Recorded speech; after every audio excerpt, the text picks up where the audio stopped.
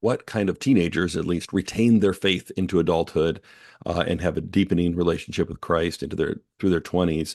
One of the most important things that stands out is intergenerational relationships, right? And Wow. I'm not telling you anything you probably don't know. Intergenerational relationships, intergenerational worship, and youth group's great. I'm a big fan of youth group and youth pastors, but sometimes one of the unintended consequences of the church ministry models that we have is that we can silo people, right? And so when they age out of youth group, they age out of the church entirely. So I always tell people, like, and a lot of like older adults are concerned about this, and they go, "Man, what do we need? Do we need to hire a cooler youth pastor or something like that?" You know, and I'll say, you may be the answer to your own prayers, because what those people need is someone to come, like that 21-year-old in your congregation needs someone in their 50s or 60s to come alongside them, especially if they didn't have a strong parental figure in their life. What's up, guys? It's Josiah. I want to welcome you to the Young Adults Today podcast, a place where we're fanatical about the faith of the next generation and reaching young adults for Christ in our world today. And this is a place where we interview experts, thought leaders, generational researchers, apologists, pastors, and authors about the faith of the next generation. This month, episodes are presented by our partners at GFA World. They have a paid apprentice program based out of Dallas, Texas. You can find out more when you visit gfa.org/apprenticeship. And around here, there's a lot of exciting things going on. We just had our West Coast Leader Conference. We did a pop-up in Nashville in September, and we are running a 50% off deal on our book bundle. These resources are linked in the show notes, but if you feel like you're on an island and without much when it comes to resources on young adult ministry, look, I've been there, Mike has been there, and you don't need to be there anymore. You and your leadership team, as our gift to you, we believe in the work you're doing so much, and we want to discount these books, Reaching the Next Gen Now, and Equip the Saints. 50% off for the 3-book bundle, best deal yet. And we're going to throw in, while supplies last, my book, Fulfill Your Purpose in Your Generation. And onto today's conversation.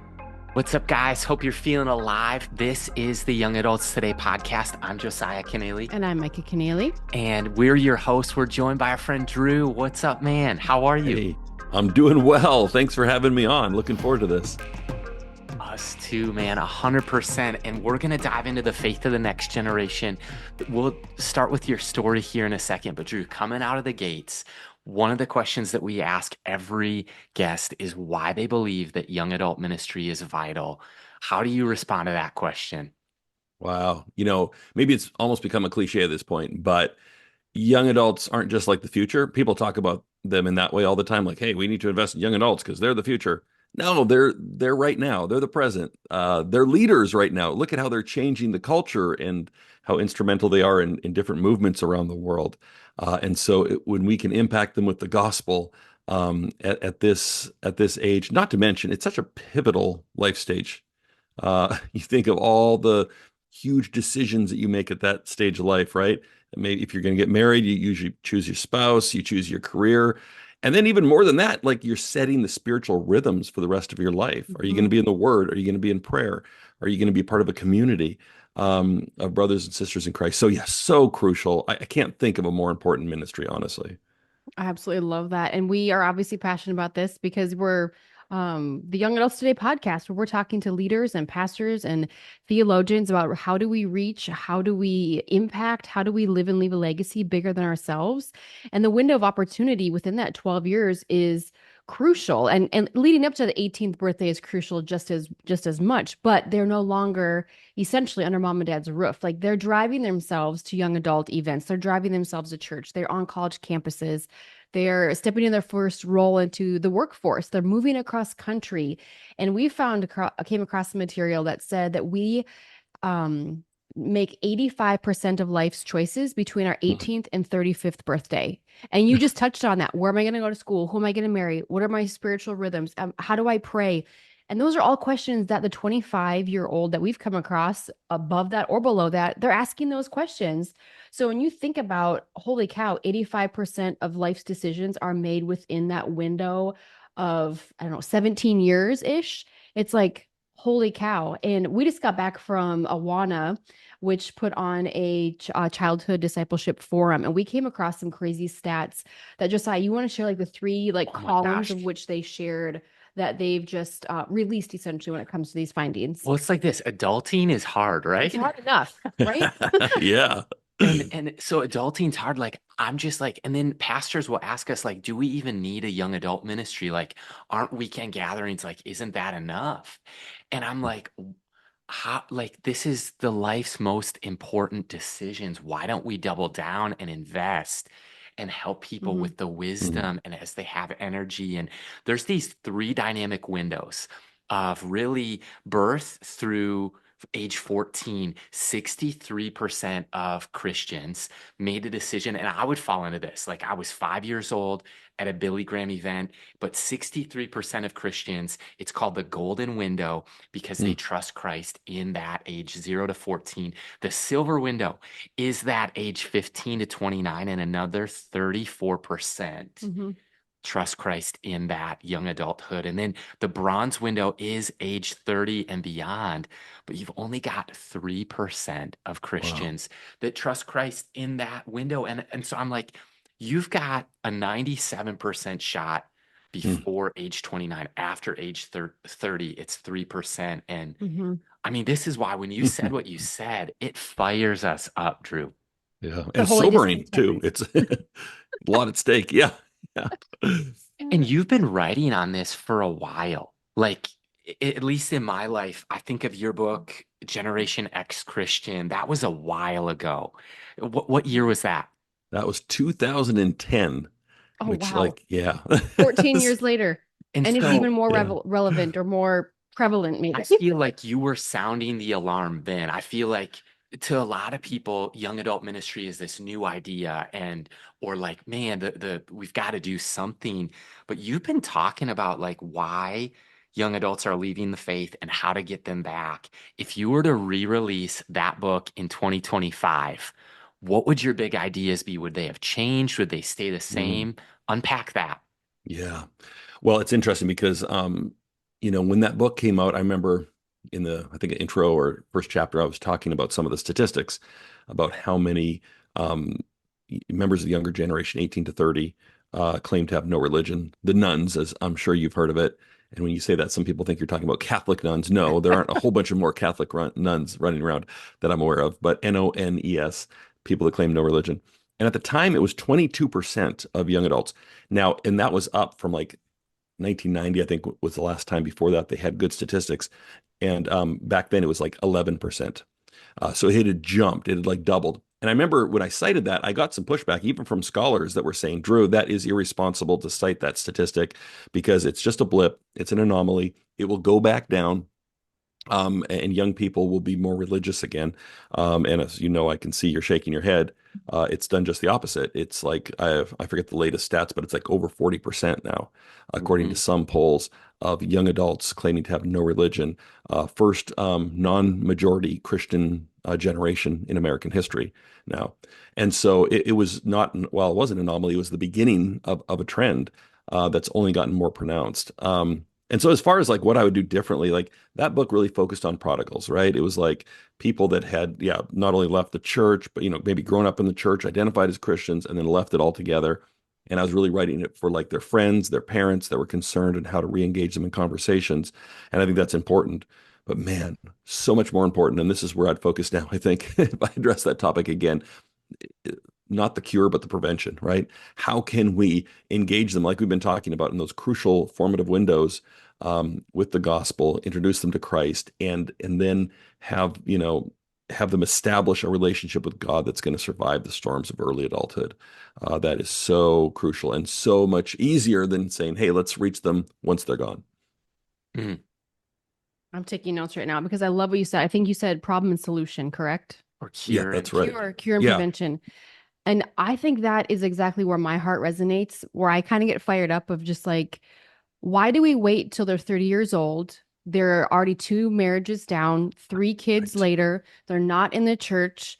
And to me, I'm just like, we've failed them as a church, not because they've chosen to walk away, but is there space for them in their 18 to even 25-year-old range to really say, wow, these are my people. These are my mentors, my discipleship. That's my pastor.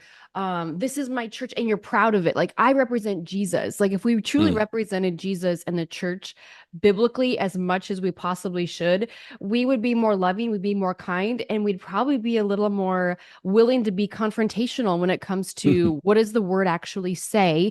How does it align with the way we live? And what values have we adopted and implemented into our lives to help some of that prevention versus realizing like, whoa, I've been walking out this problem of life with no solution, no resolution, and nowhere to turn, aside from more worldly things that kind of just continue to lead me down a dark, deep hole until maybe someday, maybe that I Mm. look up and realize that Jesus is real. He is there and he can get me out of the pit that I've been living in, right?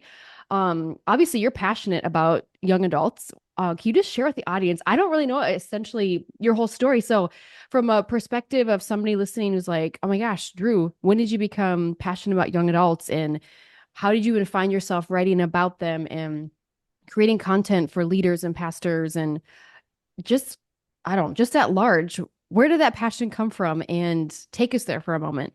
Sure. Well, I have a similar testimony, it sounds like, as Josiah, as far as, I tell people after wandering in sin for years, broken and desperate, I turned to the Lord at the age of 5. It wasn't at a Billy Graham conference. That's wild. I can picture little 5-year-old Josiah walking the aisle. That's pretty cool. But no, I grew up in a pastor's home, and so obviously I was in the church and heard the gospel and had an experience I think that was real at 5. But it wasn't really until my teens when I started kind of reading the gospels for myself that the faith really became my own. And I made some really bad decisions before that.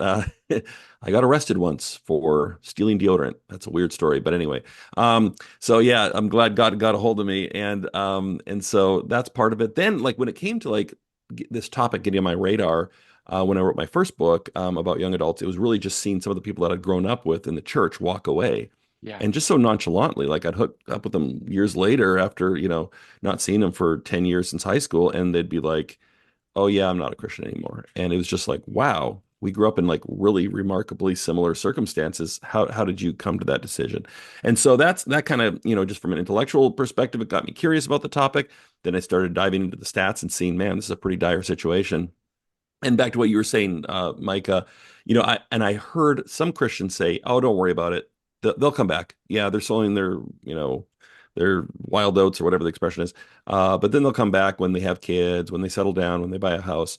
And of course, as I looked into it, I realized that's not necessarily true, for one. And then secondly, like we've been talking about, oh, great. So they make all of their most important life decisions without Christ being a part of their life, right? That's not Wow. what we want. So anyway, just realizing the importance of that topic and just some sadness, frankly, seeing younger generation fall away in large numbers. Oh my gosh, that's our heart's cry. 100% is like, I think for me, the burden probably began when a family member and a lot of the people from youth group that I grew up with, similar experience, similar story. They walked away and it was like, well, why? And then I think God showed up in my life through some non-believing friends who got saved. And I was like, whoa, Hmm. God rescued them. He showed up for real in their dire pit, in their dire need. And Mhm. one thing led to another. But I just think when I watch Scott Galloway, Prof G, this NYU atheist college professor, say that no group has fallen further, faster, harder than young men. And he, Hmm. as an atheist, says we need more religious institutions, nonprofits, and Wow. community space for young adults. I go, Drew, he's singing Mhm. our song. He just doesn't know Christ yet. He sees the value, Yeah. unquestionably, just as far as mental health and loneliness and the power of community and having a tribe and hope and such. Aside from the main thing, which is the spiritual need and Mhm. the hope of the gospel, but any other thoughts, just as far as practically, I think we've identified that maybe the building's on fire. Maybe that's not the right thing to say, but the trends are going in the wrong direction. Are there thoughts that you have or proposed solutions? Maybe you've seen things in pockets of community across the country or the globe. Like, what can we do? Yeah. Well, when you look at the statistics about this, especially when it comes to like what kind of teenagers at least retain their faith into adulthood and have a deepening relationship with Christ into their through their 20s, one of the most important things that stands out is intergenerational relationships, right? And Wow. I'm not telling you anything you probably don't know. Intergenerational relationships, intergenerational worship, and youth group's great. I'm a big fan of youth group and youth pastors, but sometimes one of the unintended consequences of the church ministry models that we have is that we can silo people, right? And so when they age out of youth group, they age out of the church entirely. So I always tell people, like, and a lot of like older adults are concerned about this, and they go, "Man, what do we need? Do we need to hire a cooler youth pastor or something like that?" You know, and I'll say, you may be the answer to your own prayers, because what those people need is someone to come, like that 21-year-old in your congregation needs someone in their 50s or 60s to come alongside them, especially if they didn't have a strong parental figure in their life, to Mm-hmm. show some interest, to hang out with them, to disciple them, just to listen to them. And that does so much for just keeping them connected to the body. And that's huge. So that's what I really encourage people to do. And that's something you don't have to be cool or understand a lot about young people to do. Just maintain those connections. Man, when you look at two-thirds, Barna said two-thirds of Gen Z does not have a caring adult in their life. Wow. No parent, no pastor, no coach, no teacher, no neighbor, nobody Mm-hmm. 18 plus who's caring in their life. And to your point on motherlessness, fatherlessness, parental figures, like the collapse of that unit and structure as a Mm-hmm. family, what an opportunity for like Mm, people, the people of God, like not just the priests or just the laity, the yeah. body of Christ, to step up and say, man, I know how to cook. We've got the coffee's on. Yeah. Come on over. Like, I don't know about you. Was there somebody in your life, Drew, that did that for you, a caring older person? You know what? There was actually a few that I can think of that come to mind, other than I was fortunate in the sense that I had those strong, loving, mom and dad. But, I came up, I remember in a church where there were a bunch of really kind of dynamic, committed followers of Christ that were maybe 10 years ahead of me. And that made a huge difference because especially for a young guy, like you kind of just go, what do I want to be like? And if you've got that role model right there, a guy that you think is pretty cool and doing cool things, and they love Jesus, man, that's huge. That's really influential. And so I was lucky to have that for sure. Wow. I love that. My mind kind of goes two different directions when it comes to why has that changed so much of having elders in our life or spiritual parents in our life or spiritual grandparents, or are we spiritual parents or grandparents in our 20s and 30s then, and is that causing a great ineffective ripple effect? And my Mm. mind thinks of two different things, like what has happened to the art of hospitality. Wow. I don't know if you know the Minnesota saying, but it's like people will give you directions anywhere you ask except for their home. So Wow. there's like this passive aggressive, like, oh yeah, down the street, around the corner, blah, blah, blah. But they don't like let you into your home. So I'm like, where's the art of hospitality? I'm Mm. not from here. I'm like North Dakota girl. So I'm like, someone's mowing their lawn and you stop your mower and you invite them in your driveway. You invite them up. They probably stay for 3-4 hours. Like just even the art of hospitality through community, even if it is organized around your table, whatever that looks like. And then the other one, my mind, this is just me spouting random thoughts now, but just like where has the drop of discipleship happened? Like, why have Mm. we dropped the true discipleship model when it comes to walking alongside people? And I don't know if it's like the rise of social media, if it's analysis paralysis, and there's too many Mm. options and so many options just in everyday living. Um, I know being raised in a small town, like I'm so grateful for that. But moving to this city, it's like, holy cow, this is crazy over here. It's like a jungle, like the concrete Mm. jungle. And you're just trying to sift through like, who can I trust? Who can I speak into? Who can speak into me? And sifting through some of those things, I think is important as church goers, as church leaders. Dick, what kind of advice, or Drew, what kind of advice would you have for the person who's like a young leader listening trying to open up their home. Maybe Mhm. they have the apartment life still, or they still live with mom and dad. They want to start a Bible study. They claim discipleship, but they've not been discipled themselves. Like I've seen these Mm, tensions that kind of cause problems. What would be the solution, or what advice would you have for mm. somebody who's like, I see these needs, but I don't know how to meet them? Yeah, no, and you mentioned so many things there that play into this effect where it's harder to connect with people, right? I remember we had a missionary at our church talking about the cultural differences between, where they were and then coming back to North America, and they described it like this: a lot of the cultures around the world are front porch cultures, right? Wow. You're out on your front porch, you're hanging out with the neighborhood, you're So talking to true. people, but we're back porch culture, right? Usually in North America, you go on your deck, you drive into your garage and you shut it so you don't have to talk to anyone, right? And then you go right in. So, I mean, all to say, in order to connect with people, and disciple, it does mean being countercultural, like intentionally countercultural. You have to, like, yeah, break some social mores and actually get out and talk to people. We're blessed. We live in this cul-de-sac, and it's all immigrants, except, well, no, I guess I'm an immigrant too. I came from Canada. I forget that still counts. It counts. Not the most exotic immigrant, okay, but yeah, we got people from, from Iraq and Ukraine and all over the place, and it's Beautiful. really refreshing. At first, I was kind of like, "Whoa, okay, back off, guys," but it's so cool. You can't go outside your house without kids running up to you and people. Beautiful. Beautiful. So yeah, I mean, just even it's amazing when you're like aware. If you kind of open your eyes and you look for opportunities. Recently, my my son started hanging out with these. He's 12.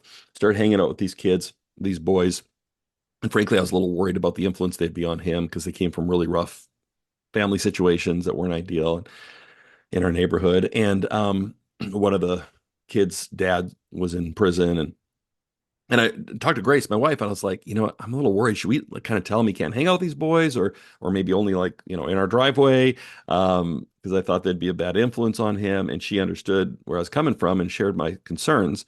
But then she said, and I hate this when God speaks to you through your spouse. She said, what if we're looking at this the wrong way? What Wow. if those kids were placed in this neighborhood so that you could be a bit of a father figure to them, and you could reach out to them and shoot hoops to them, and I was like, oh man, yeah, that's right. It's just in how you see things as problems or opportunities. And I think sometimes when you open your eyes to the people that just like, sometimes like a lot of, maybe this is just me, but I know a lot of ministry people feel like this too. They're kind of looking for big ministry opportunities, something they can do to change the world. Sometimes you miss the opportunities that are right in front of you in your neighborhood, in Mhm. your church, in your social community. So just, yeah, asking God and then just keeping your eyes open for those opportunities. Also retrain our brain on some of those thoughts, right? Oh man, that's so good. Oh my gosh. I look at what you just said. It reminds me of a mentor of mine who has went to be with Jesus, but the whole front porch thing. In Minnesota, there's like these four distinct seasons. So like a lot of people have a fire pit and we love bonfires, like especially it's the crack of fall Mhm. and it's Ah, like, oh man, hoodies, Crisp. shorts, crisp, and then yeah. like a nice bonfire. But what he would do is he would roast marshmallows and he brought his fire pit into his driveway. And Oh so neighbors wow, are walking the dogs I love it. and anybody could stop for some more. And then what he did is he would post on his Facebook at the time, like, hey, um, stop by. The fire's going. And Hmm. I think we need his name was Roger, so we joked with him like it's Mr. Rogers' neighborhood, but it's like it's true. Like I think we need more just relationships in general. And Mm, I would say in my life, discipleship has flowed out of relationship. Oh, 100%. yeah, isn't that true? And whether Absolutely. it's the caring mentor, the caring parent, but then to be that for others too. And my hunch here, Drew, is that you and I have some of the same hobbies. It's like when people ask, like, what do you do for fun? We've got young kids, so it's like, man, if I can read, if I can write. My other one, I'm a nerd, so like baseball cards, and I love sports too, but I'd love to pick your brain on reading, writing, publishing, because that's your orbit a little bit. Fair? Absolutely. Yeah. And they kind of burn the publishing candle on both ends in the sense that, my day job, I'm an editor for Moody Publishers, as you know, and then I also write my own stuff. And so, yeah, that's books and reading, definitely my world.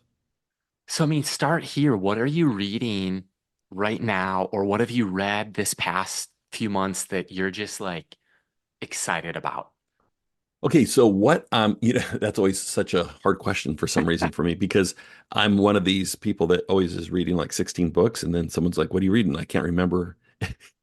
I can't do that. I'm like a one at a time kind of girl. And Josiah's like on vacation. I read 4 books. I'm like, I read 4 pages. That's smarter though. I like the one I'm at a time. enjoying, I'm going to enjoy the sun. And he's like cruising through. I'm like, oh my gosh, can't do it. We've got Audible, we've got Kindle, we've got paperback. He's Yes. reading And a the book and probably listening to a different one at the same time. I don't know if that's possible, but I feel like he'd be the one to attempt to do that. and I've now made peace with Audible because I've gotten addicted myself and it's like, okay, it counts. Okay, if you're listening to it, unless you fall asleep, which I do too. But anyway, I well the one book I'm really into right now is gonna forget the title, A Fire in My Bones. It's the biography of Eugene Peterson, Wow. who died recently, maybe a year or two ago. And of course, he's the translator of the message and lifelong pastor and just an incredible guy. And it's a beautifully written. Win Collier, is that how you say his name? I'm not sure, who wrote the book, and got to spend a lot of time with him in his later years. And just what stands out to me is like what Eugene was known for and that is the kind of what some people have called the ministry of presence, like the importance of being with people, of knowing their names, and he pastored smaller churches, so he took pride in, I'm going to know everyone's name all the time. But what a great example for anyone in ministry that it's, not always about the big ideas or your scintillating sermons or your incredible scholarship. And of course, Eugene was a scholar, but it grew out of his experience in pastoral ministry, like the whole story of the message. He was like trying to teach all these people in a country church highfalutin theology, and they're falling asleep. And then he just started listening to them, the way they talked, and he's like, I'm going to make a version of the Bible. I'm going to translate a version of the Bible that's for them, and that's what grew out of that. So I think a lot of the best sort of projects like that actually grow out of local ministry. And so yeah, it's been cool reading about that, learning a lot about him. I had the chance to interview him a few times and was always super impressed with him. And so Wow. just to get to read the whole story of his life is a lot of fun. That's awesome. Okay, aside from reading books and editing books and listening to audibles, are there any podcasts that you're like, oh my gosh, this has really challenged me, or you find enjoyable that you want to share with the audience today? Oh man, again, so many, and I'm kind of all over the place. There's certain ones that are just kind of like intellectually stimulating and interesting, like Hidden Brain. Is that NPR? I don't know. Freakonomics, where Yeah. they talk about all these weird phenomena in the world. Um, I love Holy Post is great. You may have heard of that. Phil Vischer, Sky Jitani, and Yeah. I've been on that one quite a bit too. So it sounds self-serving to say, but no, they have an incredible array of guests and topics. Unbelievable is another really interesting one. That's where they get like, well, I don't know, maybe it's run its course, but there's so many episodes where they get like an atheist and a believer and they face off. I mean, not in an adversarial way, because Justin Brierley, the host, is really good at facilitating those conversations. But that's always fascinating just to get the top minds from the non-believing world and these brilliant theologians to explore issues. So yes, and it's funny because usually I work from home in my pajamas, trying to keep my kids out of my office. But so I don't have a commute. But whenever I can, I will listen to a podcast. I commute from the office to the coffee pot. Exactly. That's the Maybe first to the commute. restroom, then after that, you get a couple of little 2-minute breaks. Exactly. It's amazing. And I mean, here's like such a fun question. And where it comes from, Drew, is like a lot of the young leaders that we come across, maybe they're a pastor, and maybe like it seems like a lot of the people that we talk to, like one of their life dreams is to write a book. Yeah, And I think it's a great dream. I think like 100%. like I love to write. I think that whether it's Eugene Peterson or others, like just to document some of these thoughts or ideas and cultures and I faith Well, and I pass think it it along. teaches you almost to like not defend your faith, but why you believe what you believe. So when you're listening to some of those Yes. podcasts, like you just mentioned, of people kind of facing off in a, I don't know, non-hostile Yeah, yeah, way, yeah, yeah. I think it really challenges the believer's mind to be like, okay, here are the cultural things that we're up against. Now, how do I approach those and put Hmm. biblical context in a framework into society today while still living within the realms of the word? Like, that's the tension I think a lot of people are up against right now, pastors, leaders, young adults desiring true, real authenticity. Like, they don't want the answer of like, well, just don't tell me not to do that. Tell me the why. Hmm. Like, not just how come, but what are the implications of that? And how do I actually turn my life around in this area? Or how do I grow in this area? So I just think that Hmm. I don't know, it's a fun, challenging way to think of like, are we challenging the way we read the word of God Yeah. and hearing out the other side? Not that we believe what they believe, but I mean, most Yeah. culture is living in that reality each and every single day and believe those things that are of the world, right? Well, and I guess 100%, like I just look at like Micah self-published a project called Worth the Wait Journal. I've done two self-published works, and then we've seen like the need among young adults. So we've called some friends and we'll do like an annual collaborative project. But I'll tell you what, like one of the people that I really greatly admire his impact is Dave Ramsey. And I think what Yeah. a lot of people forget is we were just there with their team this past week. And Oh, no way. like you see this state of the art facility and you see like Mhm. Ramsey Solutions, and I'm watching their podcast live and translating it here. And we've got our little ring light, our Logitech Brio, some mics, and they've got 10 people And the running sound. the switch. And so, like, we see today and define that as success, and we see the amount of books, like 7 million copies of the Total Money Makeover sold.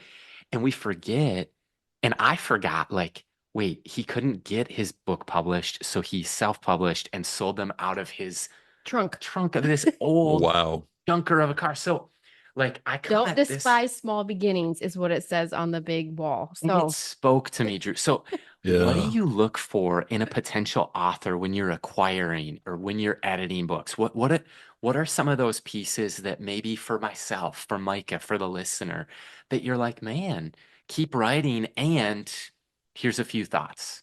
Yeah. So many things come to mind. One big thing, though, I'd say is what I'm looking for often with authors is their how does the message that they're trying to communicate in a book connect with their life experience? Because sometimes, and listen, this isn't always necessary because some people are like they went and got a PhD in a certain subject and they want to write a book about it because they're an expert, right? That's fine. And maybe you say you're a psychologist and you want to write a book about depression, even though you've never struggled with depression. That's okay. But in general, at least the space I'm in, which is nonfiction, Christian books, it's always best if the topic that you're tackling is something that you've experienced, maybe you've even failed at, and walked through a journey with God in finding some victory in that area. Because I just think personally, those are the best topics when readers can kind of go, okay, you've been there too. You know what it's like to struggle in this area, and you can relate to them. And then of course it's something, a book is a big project, right? Because you got to write this stinking thing, and it's like, I don't know, that takes 8 months or 8 years, who knows. And then you got to get out, and you know how this is, you got to pound the pavement, unless your name is, Dave Ramsey, and of course he didn't start this way, but you got to spread the word, and so it's a huge undertaking. So it often takes 2-3 years, the whole process. So it's got to be something you're passionate about, that you wake up in the morning and you're like, man, I'm psyched about this. And so don't just choose a topic because it's like, okay, well, people seem to be interested in topic X. I think I'll tackle that. Really find that topic that's like really core deep for you, good. something that you feel like God has called you to. And that can take you a long way through the frustration, through the rejection, through the editing, through all that kind of fun stuff, right? It'll make it worth it if it's something that's close to your heart. And then there are other things too, like, okay, can this person write? Some people are just like, I want to write a book, but they don't really want to write because they don't want to work on their craft. They don't want to they don't want to write articles, that's beneath them, or blog posts or anything like that. So it's like, again, don't despise small beginnings. If it's Facebook posts that people are engaging with, that's awesome. Do that. We live in a really exciting time where you can go directly to readers, right? You do not have to wait for publishers to tell you, okay, we will publish your book. You can go and start communicating with people immediately. And then often that can grow into writing a book as well. I love that. I just think about how many people have reached out to Josiah and I over the last, even just 7 years of marriage when it comes to books and what does it mean to put it together and the process. And then by the end of the half an hour conversation of them picking his brain, my brain, or our brain, it's like, yeah, I don't think I want to do that. So I'm like, okay, did God really like ask you to do something, or you just want to be seen writing something that you think is going to change the world? Like, do you actually have something to say, or and is God's hand on it, or do you just want to say you wrote a book?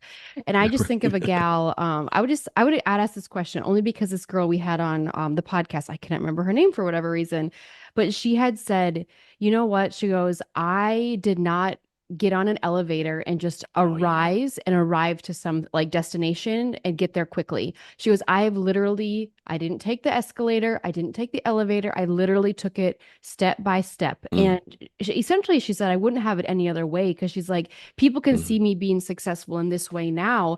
But she goes, but I went up that staircase with one foot in front of the other. I just didn't hop on this elevator and just Yeah, nothing went "Oh, viral. this is awesome. Everybody knows me. Right. Like I'm discovered."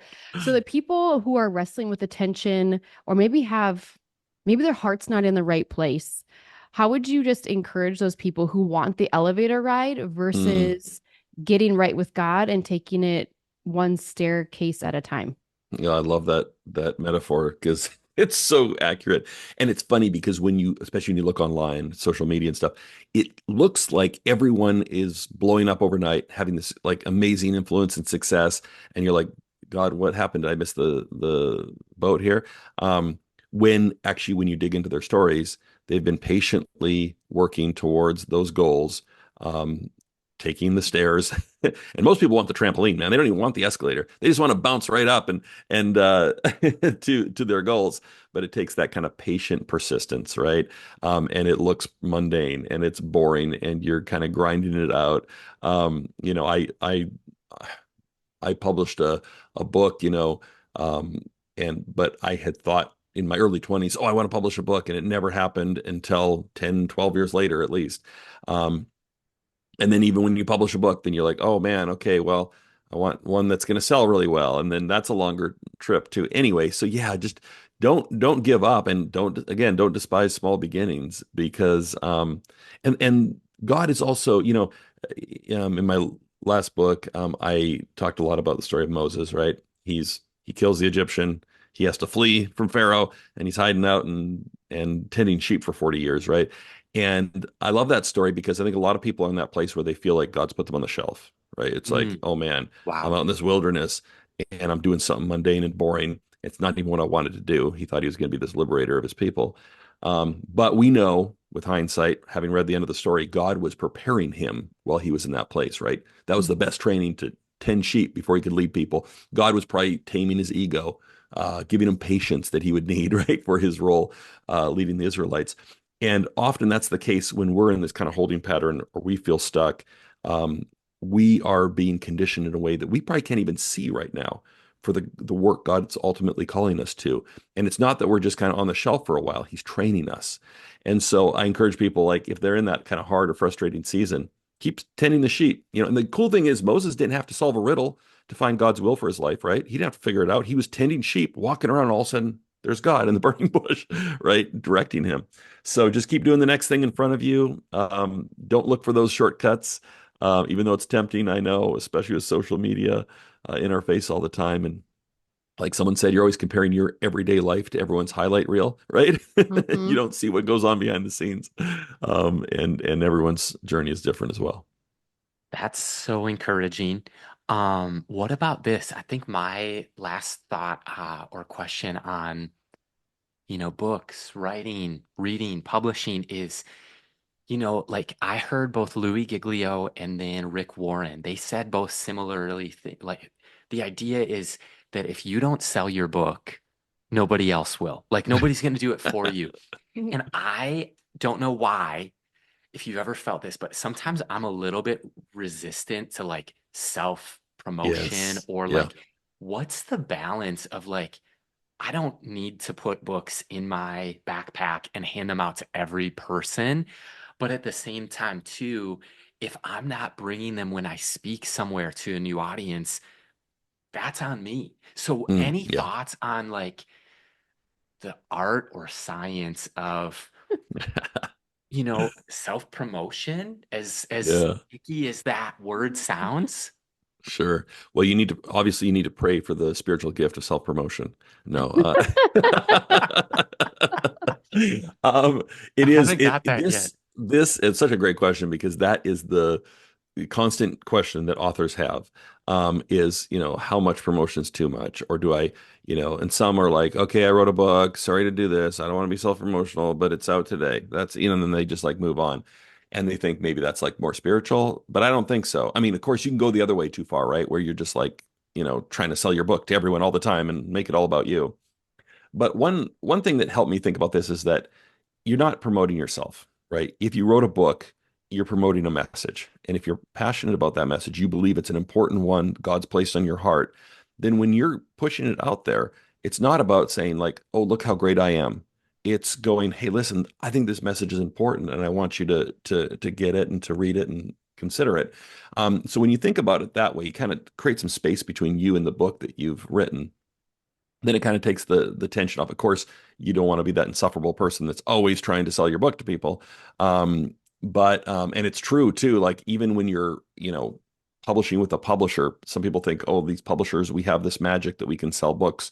Well, no, not really. I mean, we can, although we can't run faster than a partner that is an author, right? It's definitely a joint endeavor. And honestly, sometimes it's a crapshoot too. You think some things are going to sell well and they don't, and then you think other things aren't going to do anything and they sell well. So we're all kind of guessing a little bit too.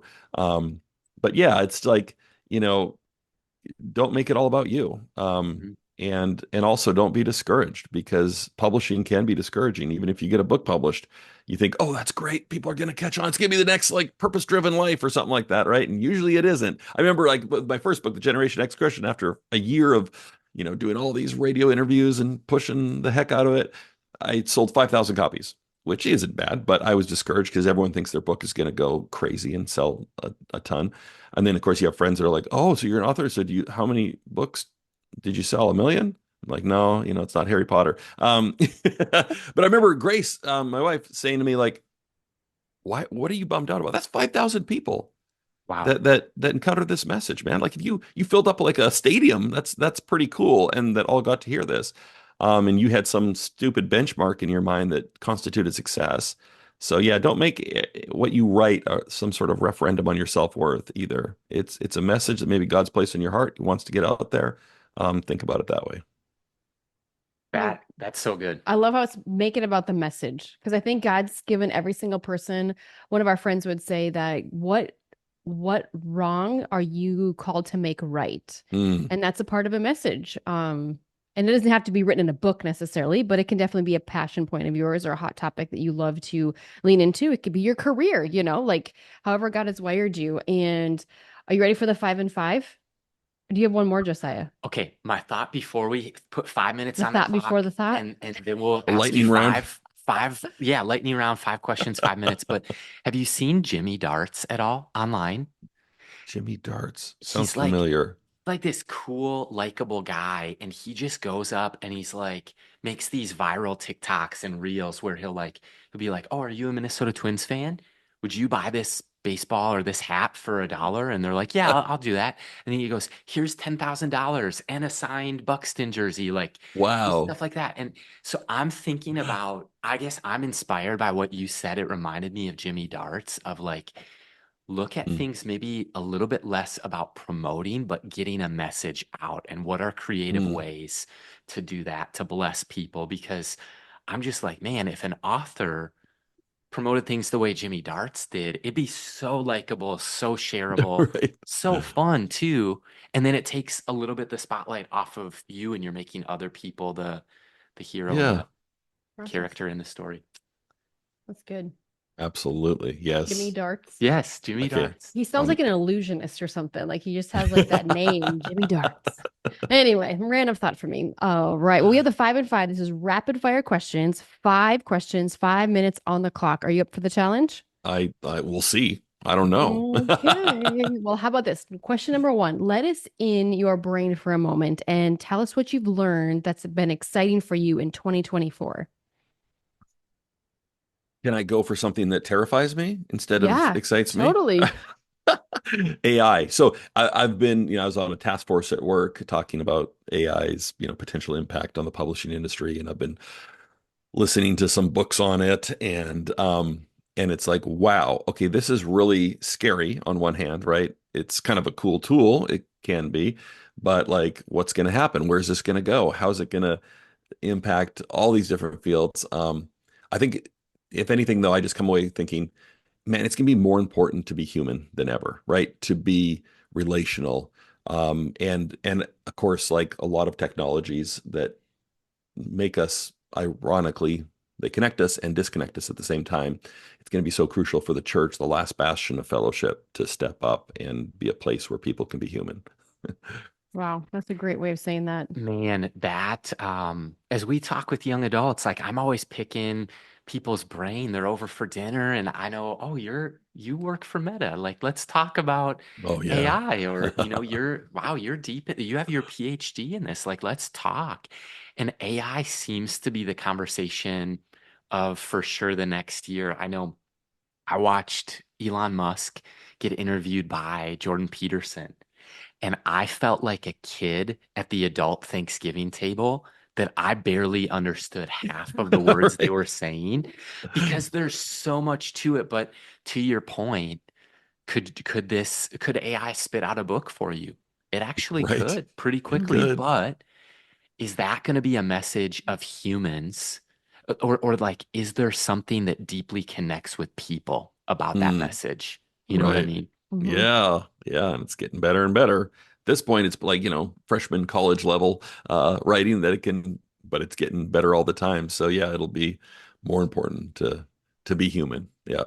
Off script question on that. Are you like personally as an author, are you committed to like not using Chat GPT or OpenAI? Like, what's your ethics of that? Yeah, and this is something we had to discuss. It's like, well, and yes, absolutely, I would never use it for generating content, right? But a lot of people are like, how about editing content or suggesting book titles or chapter titles or, and those are still open questions. And I have personally not used it for any of that and maintain that commitment right now, but it'll be interesting to see how things evolve going forward.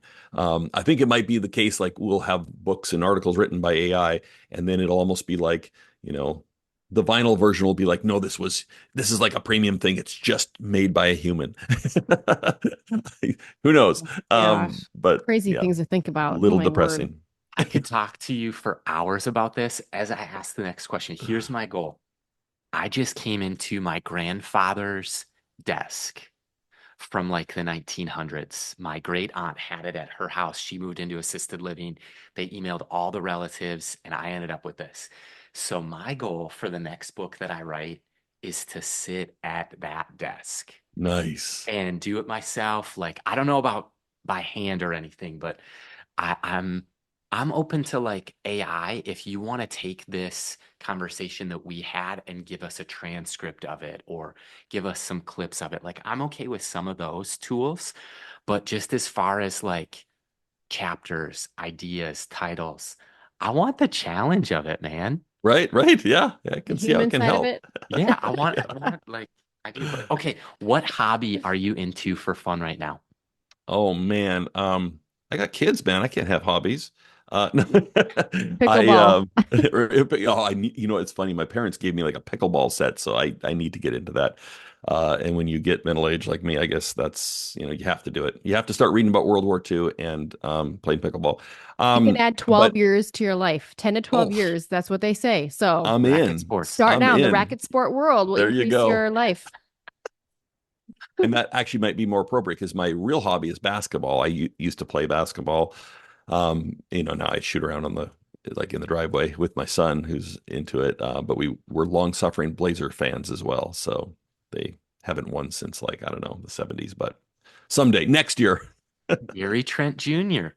That's right. from Yes. Apple Valley High School. That was a good team. Apple Valley, they had Trey Jones, Tyus Jones, and Gary Trent Jr., and Yeah. they packed out the high school down the street when It was I'll those bet. crazy. It was Wow. wild.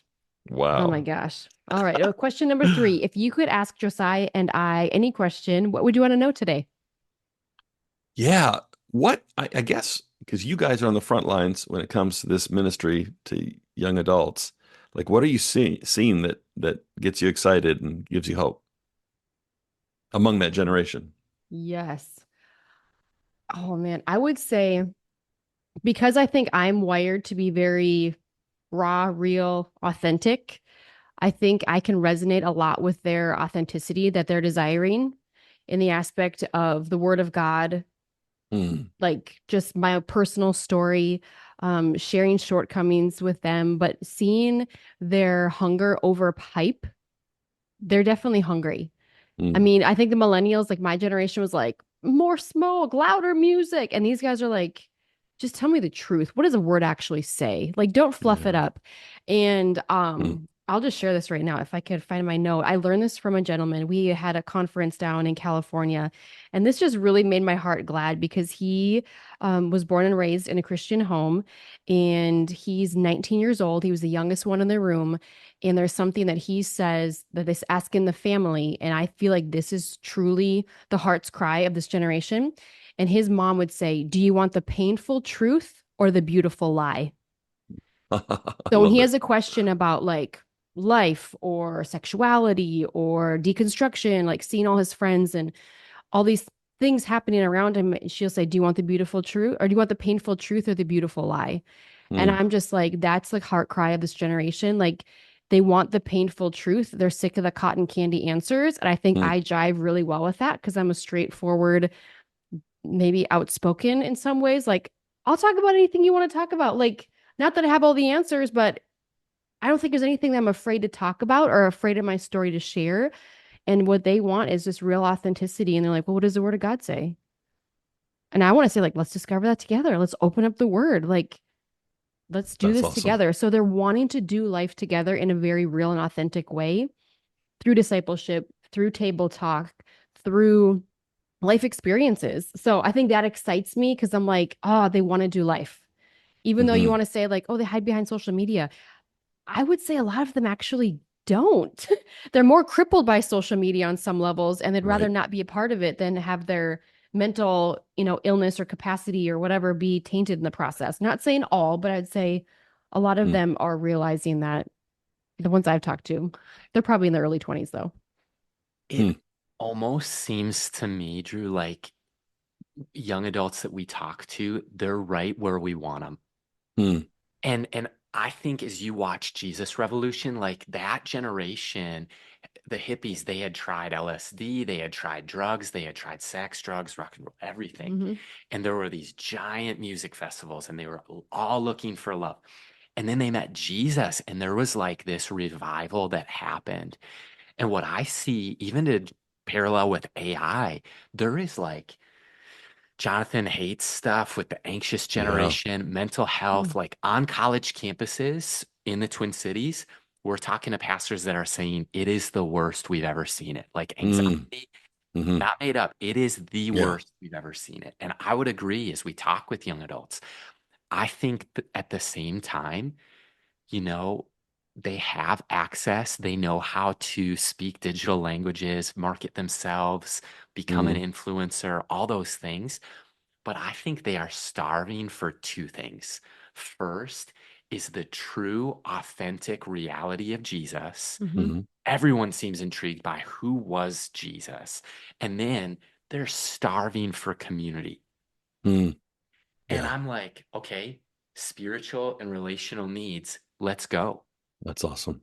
That's awesome. So cool. Yeah. Um, Back to you. If you were to put your dream in a sentence, you're a wordsmith, what would you say? Oh, wow. The pressure's on. I don't know if this is very wordsmithy. Um, but I just say, I still believe God's changing people through the medium of the written word. And that's something that animates me to get up in the morning to edit, to write, to do all those things is that I think of the books that have been instrumental and things that I've read in my own spiritual journey. And I just, my dream, my goal is to do that for others, is to Wow. be part of that. So, yeah. That's awesome. All right. Last and final question that we have with you. If you could leave the listener with one piece of encouragement or advice, what would you want to leave them with today? Wow. I think, especially for people in ministry, don't get discouraged. God's work is often slow. And there are all those instances throughout Scripture where it says suddenly God did this. There's all these miracles, and of course God does that. He intervenes and does things suddenly. But what is so cool, I think, about a lot of those stories is you look and what precedes that is often quiet faithfulness on the part of God's servants for years or even decades, and then God shows up and everything changes, right? So our job, I think, is to kind of sometimes keep our head down. Don't get too worried about making a big splash or having a huge impact right away, especially, but just be faithful. Faithfulness is success. That's what I'd want to encourage them with. That abandon the outcomes of your life to God. God may do something huge or something small but important. He will do something with your faithfulness, but your job isn't to monitor the metrics and the results. Your job is to be faithful and to obey him. So good. Oh my gosh, that speaks to my soul. He's taking Good. notes.